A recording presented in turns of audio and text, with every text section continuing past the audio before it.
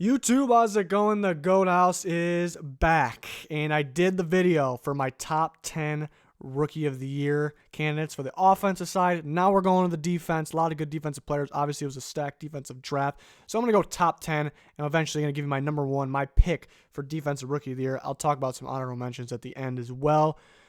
So it's really about the sacks here. But do I go with a guy that will lead the rookies in sacks? That's why the defense is so tough.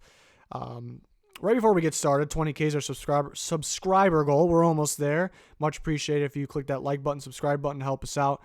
Support's been awesome. Clicking that link in the description for that Twitter, which is also on the bottom right, would help us out a bunch too. Check it out.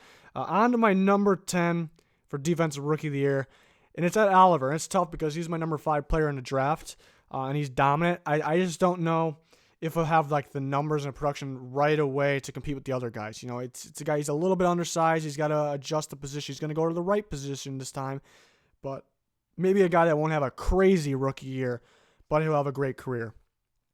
So he's at number 10 there. Still think he'll make a big impact for the Bills.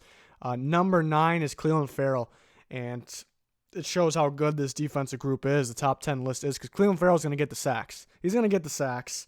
But is he going to be as flashy and productive as some of the other guys? That's the question. But he's going to get the opportunity too. That's the great thing. He's the best pass rusher on the Raiders, so he's going to get the opportunity. They took him high, so obviously he'll get the opportunity. But I like Ferrell a lot. I like the fit there. He'll get some sacks. It's just, it sounds good enough to maybe be Rookie of the Year, but there's some really good players here. And I got just a gut feeling that almost I didn't really expect when going into this. It's kind of just hit me. So we'll see. Number 8 is going to be Juan Thornhill. So a little bit of an outside-the-box one. This guy's a playmaker, always got his hands on the ball, and I think he'll have a huge role in this defense too, playing safety, coming up in the box, can line up at corner. I think he'll do all of it because he did all of it at Virginia, and the Chiefs need all of it. So next to Tyrann Mathieu would be great too. He'll be a playmaker. He'll get his hands on the ball. He'll make his tackles too. Possibly can force some fumbles. That sounds like a lot of production that can put him in the conversation for Defensive Rookie of the Year. I'm looking for the production guys, so did leave out some other DBs that can be in here. We'll talk about them in the end. But Thornhill is definitely a wild card to look out for. Number 7 is going to be Brian Burns. Brian Burns could have a little bit of an adjustment because a little undersized. They kind of want to get him in that strength program, beef him up a little bit, but he'll be fine. He gets to the quarterback. Playing in this new Panthers defense, he'll be out there. He'll be the number 1 pass rusher. He'll be getting after the quarterback. Just it's hard to split some of these guys up because he's really good, but he's down at 7, and he'll get his opportunities. There's some really good players in this, but Brian Burns is realistic. 6 is going to be Devin Bush. Why? Because he's a do-it-all linebacker. He's going to be the Steelers' best linebacker. They finally got that guy. They traded up for him. They're going to use him any way they can. He can get after the quarterback, so he'll get some sacks. He can cover downfield, so he'll get some interception, maybe an interception or two. And he's not going to miss tackles. He'll get his tackles. He'll make the plays in the backfield. So Devin Bush, big role for that Steelers defense. He's at number 6 for all those reasons. Number 5 is going to be Montez Sweat to the Redskins. I think Sweat will rack up some sacks. And he'll get the playing time. As long as that heart condition doesn't come back up, that's really the one negative here. Is that going to come back up? I don't think so. Hopefully it doesn't affect him. But he'll get the playing time. He'll get the sacks. He'll get the production.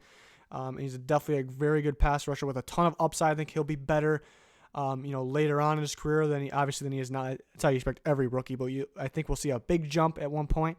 So I like him at 5. Number 4 is going to be Josh Allen. My number 2 player in the draft is at 4 for Defensive Rookie of the Year. Why? Well, it's because the team he went to, really, they already got 2 great pass rushers. Josh Allen could be better, honestly, but rotating with those guys could take away from, the chances to get the production compared to the other guys. And then, playing more that 4-3 role, if that's what they're doing, I expect them to do. Maybe they'll do, because he did get Anthony Barr comparisons. They moved him to 4-3 outside linebacker instead of pass rusher. So it'll be interesting. But this guy needs to be a pass rusher is my take on that. He'll get his production. He's a hell of a player. He's my number 2 overall player in the draft, but I don't know if he'll have quite as many. He'll get a lot of chances, quite as many chances as the top 3 guys here. Number 3 on the list is going to be Nick Bosa. He'll get his chances out there, and it's tough having him at 3. The top 3 is real close for me. He'll get his chances out there. opposite of D Ford. They do have a long list of guys that could rotate in. Not too worried about that. He's got to stay healthy, Nick Bosa. That's the main thing. But he'll get after the quarterback. That could be a really good duo there, so he'll get his production. He's at 3. Now we're on to the top 2. Number 2 happens to be my number 1 player in the draft, and it's Quintin Williams. It's hard for the interior D lineman to get up here, but he'll have like an Aaron Donald impact in his career for sure, multiple times. In his rookie year, will he have a bunch of production? He's not going to have as many sacks as some of the guys, maybe some of the guys even under him, but he'll have the tackles, he'll have his run stop, he'll be in the backfield constantly.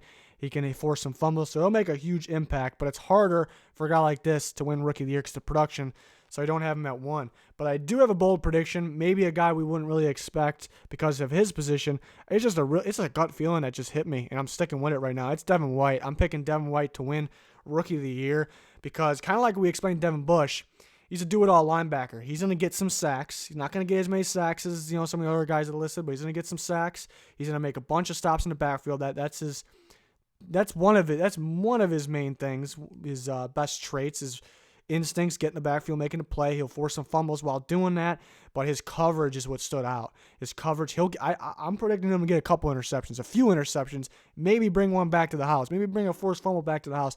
I'm expecting from a linebacker position a bunch of production, really to fill out the stats. And that's how you win the Rookie of the Year. And it's just a gut feeling because maybe more stats, more flashy production from the sack guys. But Devin White can do it all. He was my number 4 player in the draft, so I think a little more highly of guys like Quintin Williams, Josh Allen was 2, Joey Bosa was 3. Devin White's a heck of a player. He'll come in there right away, make a statement. He's clear-cut the starting linebacker. Like, it's no doubt, too. Don't have to worry about a rotation at that position. So it's just a feeling, but I think I have some legitimate reasons why he's at 1. Maybe we can revisit this along with the offense once we learn some things from training camp. Maybe there'll be some, hopefully no injuries, but we'll see. Guys I thought about here, the main one that I just left off the list was Jerry Tillery because I think he'll have a big impact. He did have recent surgery, though, but hopefully that doesn't come back up. He'll make a big impact in that Chargers defense because he's a pass-rushing interior D-line, and then Joey Bosa and then Melvin Ingram could help him get more sacks. The quarterback could be escaping those guys, and Tillery can get them.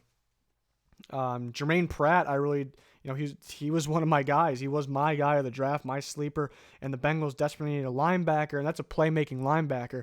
Just like I talk about Devin White, Devin Bush, this guy's going to get sacks. He can cover downfield, and he'll be should be a guaranteed starter for the Bengals. So I strongly consider Jermaine Pratt. Other guys I considered strongly, Greedy Williams, but there's a few guys that can play corner for them, so he can be in and out of rotation. Nasir Adderley, another Chargers guy that is definitely a good option because Derwin James, being that lockdown safety, could force Nasir Adderley, who is a playmaking safety, to get more interceptions, so that could be pretty flashy. Ja'Kai Polite should start for the Jets. He can get some pass rush, and then maybe some deeper wild cards. Even though Christian Wilkins is a top pick and he'll get production, maybe not as production. So that Rashawn Gary, he'll get the opportunity. He might have a learning curve for that switching to outside linebacker. Dexter Lawrence, if he goes back to his freshman year and gets a bunch of sacks like he did, then he definitely can win it because he's an elite run stopper. And then I think Jalen Ferguson will be a deep wild card for the Ravens because he possibly could start. And then O'Shane Ximenez, another pass rusher, can get sacks for the Giants. Possibly could start because they don't have much else there besides Lorenzo Carter. So those are some guys I thought about, but really, this is my clear-cut 10. Tillery was close, Jermaine Pratt was close, and I'd say Nasir Adderley was close. So let me know your guys' thoughts. Make your rankings. Did I go a little too bold? Maybe a little bit on my offense and defense, but it's my gut feeling. I'm sticking with it. Let me know your guys' thoughts. Who you got as your Rookie of the Year? We're going to keep going along with more upcoming NFL season predictions. Also going to cover the NBA draft. But that's going to do it for this one. Thanks for everyone's support. Thanks for watching these videos. Goodbye.